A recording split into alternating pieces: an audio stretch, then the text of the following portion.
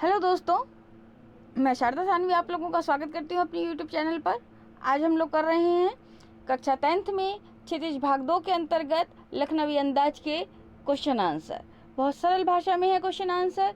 अगर वीडियो पसंद आए तो प्लीज़ लाइक कमेंट और शेयर करना ना भूलें, चैनल को भी सब्सक्राइब करना ना भूलें। चलिए प्रारंभ करते हैं।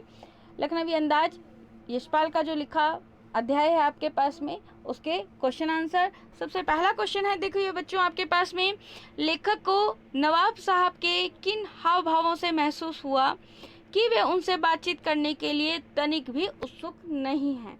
लेखक को जब नवाब साहब और लेखक एक ही गाड़ी में यात्रा कर रहे थे, तो लेखक को उनके किन बातों से अनुभव हुआ कि भाई नवाब साहब उनसे बातचीत करने में उत्सुक नहीं है। तो उत्तर देखिए इसका। नवाब साहब लेखक को सेकंड क्लास के डिब्बे में आया हुआ देखकर उनमें असंतोष का भाव जाग गया। नवाब साहब ने जब लेखक को देखा सेकंड क्लास में, तो उनके चेहरे पर असंतोष का भाव जागा। उन्हें एकांतवास में बाधा का अनुभव होने लगा। वे अनमने होकर खिड़की से बाहर झांकते रहे और लेखक को न देखने का नाटकीय प्रदर्शन करते रहे।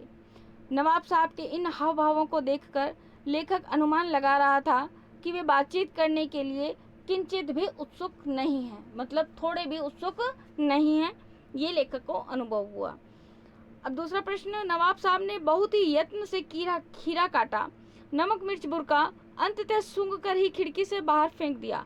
उन्होंने ऐसा क्यों किया? उनका ऐसा करना उनके कैसे स्वभाव को इंगित करता है? इसका उत्तर देखिए।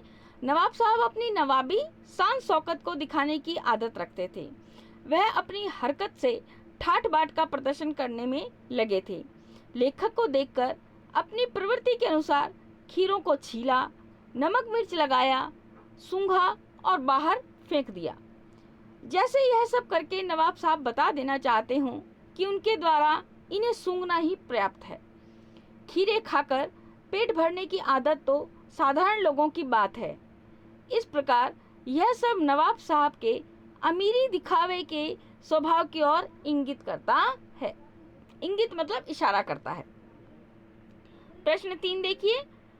बिना विचार घटना और पात्रों के भी क्या कहानी लिखी जा सकती है? यशपाल के इस विचार से आप कहाँ तक सहमत हैं? इसका उत्तर दीजिए। तो इसका उत्तर है, देखिए बच्चों, कहानी किसी घटना का ऐसा वर्णन है जो किसी विशेष कारण की ओर इंगित करती है। घटना कैसे घटी, उसके क्या कारण थे, उसका क्या परिणाम हुआ, यह सब जानने की जिज्ञासा मन में बनी रहती है। और घटना बिना कारण की नहीं होती। अतः बिना पात्र के कहानी तथा बिना कारण के घटना कैसे संभव है? घटना के बिना विचार कैसे? अतः लेखक का मानना है कि बिना विचार, घटना और पात्रों के कहानी नहीं लिखी जा सकती। यह पूर्णतः सत्य है। उनका विचार हमारे विचारों के अनुकूल है। ये हुआ आपके पास में तीसरे नंबर क्वेश्चन का आंसर।